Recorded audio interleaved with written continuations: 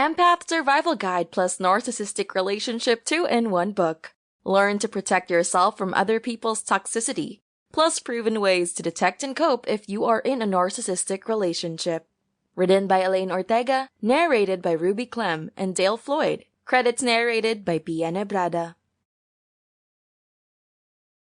Empath Survival Guide. Written by Elaine Ortega, narrated by Clem. Credits narrated by Nebrada. Introduction. There is a unique breed of individuals who are gifted with the ability to not only experience their emotions and those of the people around them, they can also experience the physical pain of other people. These individuals walk into a room, and within minutes, they can accurately pick on the vibes of the people in the room. This may sound like a cool superpower that belongs on the set of X-Men, but in reality, it is something that can be very difficult to deal with. Not many people are emotionally and mentally equipped to manage these gifts. You may identify such persons as people who are overly sensitive. Psychology experts profile them as empaths, and their story is not always one of those happily ever after types.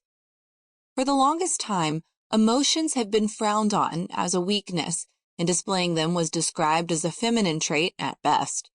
In worst-case scenarios, people who showed their emotions one too many times were regarded as persons who have no control over how they feel.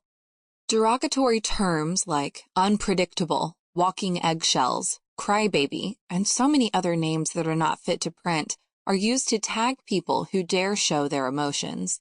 The general negative perception about emotions has woven itself into the very foundation of society, which is the family.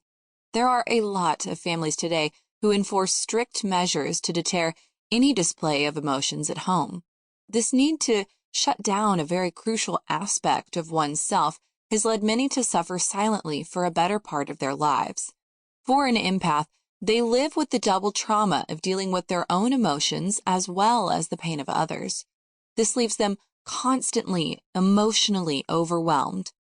If you picked up this book, chances are you are an empath, or you know an empath who struggles with their emotional burden.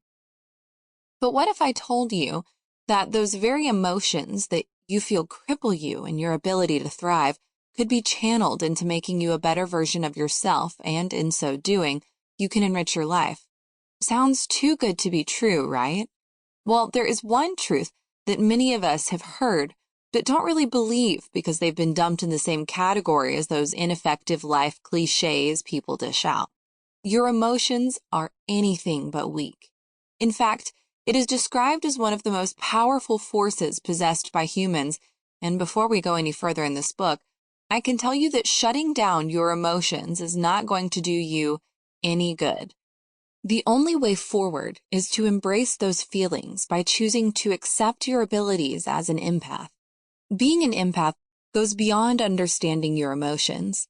As an empath, you embrace the emotions of others. The wealth of understanding you acquire in this process gifts you with a unique perspective of the world and the people that you encounter daily.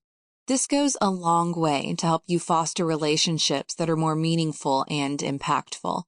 Most importantly, as an empath, you develop a deeper connection with yourself that truly empowers you to understand pain. This is not some new age psychobabble fad that is trending at the moment. This is you taking back the power from people who have tagged the way you truly feel as weak and evolving into the real you that you are meant to be. With this book, you can finally take off the mask you have been forced to wear by the society and step into your reality.